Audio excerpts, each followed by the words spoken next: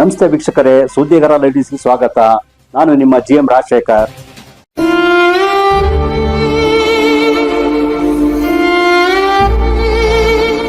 ಕೇರಳ ಯುವತಿ ಆತ್ಮಹತ್ಯೆಯ ಅಥವಾ ಮರ್ಡರ?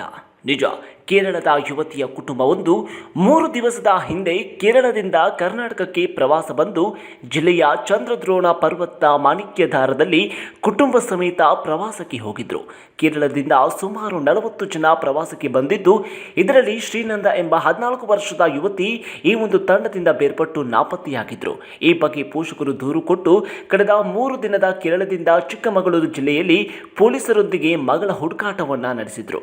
ಅರಣ್ಯ ಸಚಿವರು ಸೇರಿದಂತೆ ಜಿಲ್ಲಾಡಳಿತ ಯುವತಿಯ ತಪಾಸಣೆಗೆ ಸುಮಾರು 100ಕ್ಕೂ ಅಧಿಕ ಪೊಲೀಸ್, ಅರಣ್ಯ ಹಾಗೂ ಅಗ್ನಿಶಾಮಕ ಸಿಬ್ಬಂದಿಯನ್ನ ನೇಮಕ ಮಾಡಿ ತೀವ್ರ ಶೋಧವನ್ನು ಕೂಡ ನಡೆಸಿದ್ದು, ಅದರಲ್ಲೂ ಕೂಡ ದುರ್ಗಮ ಪ್ರದೇಶ ಸ್ಮಾರಕದಲ್ಲಿರುವ ಈ ಒಂದು ಬೆಟ್ಟದಲ್ಲಿ ತಪಾಸಣೆ ಕಷ್ಟದ ಹಾದಿಯಾಗಿದ್ದು, ಡ್ರೋನ್ ಮೂಲಕ ತಪಾಸಣೆ ಕೂಡ ನಡೆಸಲಾಗುತ್ತಿತ್ತು. ಆದರೆ ಈ ಶ್ರೀನಂದ ಪೋಷಕರು ನಿನ್ನೆ ಆರೋಪ ಮಾಡಿ ನನ್ನ ಮಗಳಿಗೆ ಡ್ರಗ್ಸ್ ಕೊಟ್ಟು ಏನು ಮಾಡಿದ್ದಾರೆ ಎಂಬ ಆರೋಪವನ್ನು ಕೂಡ ಪತ್ರಕರ್ತರ ಮುಂದೆ ಮಾಡಿದ್ದಾರೆ. ಮತ್ತೊಂದು ಮೂಲದ ಪ್ರಕಾರ ಯುವತಿ ಕೇರಳದಲ್ಲಿ SSLC ಪರೀಕ್ಷೆ ಬರೆದಿದ್ದು ಪ್ರಿಪರೇಟರಿಯಲ್ಲಿ ಅಂಕ ಕಡಿಮೆ ಬಂದಿತ್ತು ಎಂದು ಹೇಳಲಾಗ್ತಿತ್ತು.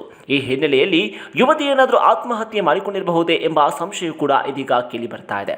ಆದರೆ ಕುಟುಂಬದವರು ನನ್ನ ಮಗಳನ್ನ ಯಾರು ಕೂಡ ಉದ್ದೇಶಪೂರ್ವಕವಾಗಿ ಮರ್ಡರ್ ಮಾಡಿರಬಹುದು ಎಂಬ ಸಂಶಯವನ್ನ ಕಳೆದೆರಡು ದಿವಸಗಳಿಂದಲೂ ಕೂಡ ಅನುಮಾನವನ್ನು ವ್ಯಕ್ತಪಡಿಸುತ್ತಿದ್ದು, ಸಂಶಯಕ್ಕೆ ದಾರಿ ಮಾಡಿಕೊಟ್ಟಿದೆ. ಇಂದು ಯುವತಿಯ ತಪಾಸಣೆ ವೇಳೆ ಪೊಲೀಸರ ಡ್ರೋನಿಗೆ ಯುವತಿ ಶವವಾಗಿ ಬಿದ್ದಿರುವುದು ಪತ್ತೆಯಾಗಿದೆ. 6,000 ಎತ್ತರದಲ್ಲಿರುವ ಈ ಒಂದು ಬೆಟ್ಟದಲ್ಲಿ ಯುವತಿ ಬಿದ್ದಿರುವುದು ಕಂಡುಬರುತ್ತದೆ. ಇನ್ನು ಯುವತಿಯ ಶವವು ಬೆಟ್ಟದ ಕೆಳಭಾಗದಲ್ಲಿ ಕಂಡು ಬಂದಿದ್ದು, ಇದು ಆತ್ಮಹತ್ಯೆಯ ಅಥವಾ ಕೊಲೆ ಎಂಬುದು ಪೊಲೀಸ್ ತನಿಖೆಯಿಂದ ಬಯಲಾಗಬೇಕಿದೆ ಅಷ್ಟೇ. ಮಗಳ ಶವದ ಮುಂದೆ ಪೋಷಕರ ಆಕ್ರಂದನ ಮುಗಿಲು ಮುಟ್ಟಿದ್ದು, ಪ್ರವಾಸಕ್ಕಿಂತ ಬಂದಿದ್ದ ಕೇರಳದ ಪ್ರವಾಸಿಗರು ಯುವತಿಯ ಸಾವು ಕಂಡು ದುಃಖದಲ್ಲಿದ್ದಾರೆ.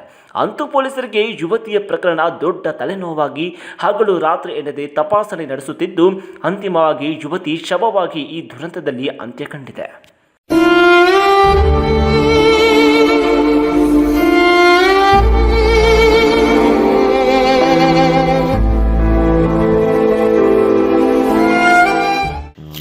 ಬಾಂಬಿಂಗ್ ಬೆಳಗ್ಗೆಯಿಂದ ನಡೀತಾ ಇತ್ತು.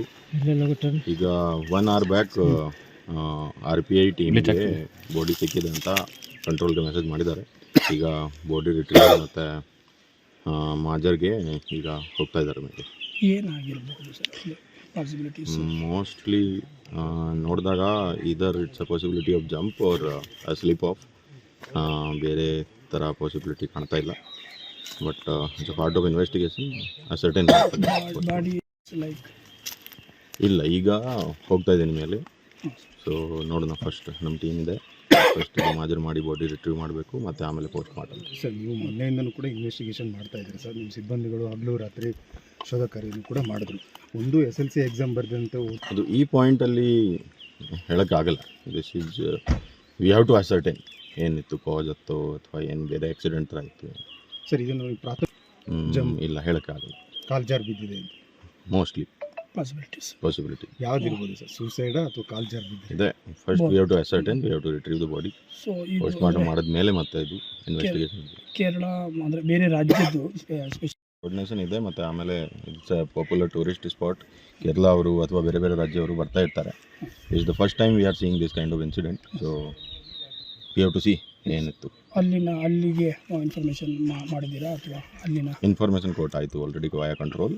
ಈಗ ಬಾಡಿ ರಿಟ್ರೀವ್ ಆದಮೇಲೆ ಮತ್ತೆ ಅವ್ರು ಇದೀಗ ಬಾಡಿ ರವಾನಿಸೋದು ಇದು ಎಲ್ಲ ಹೇಗೆ ಸರ್? ಶಿಫ್ಟ್ ಈಗ ಟೀಮ್ ಇದೆ. ಹಾಂ ಸರ್, ಇದೆ, ಟ್ರೈ ಮಾಡ್ತಾ ಇದ್ದೀನಿ. ನೀವು ನೋಡ್ತಾ ಇದ್ದೀರಲ್ಲ. ಹಾಂ ಸರ್.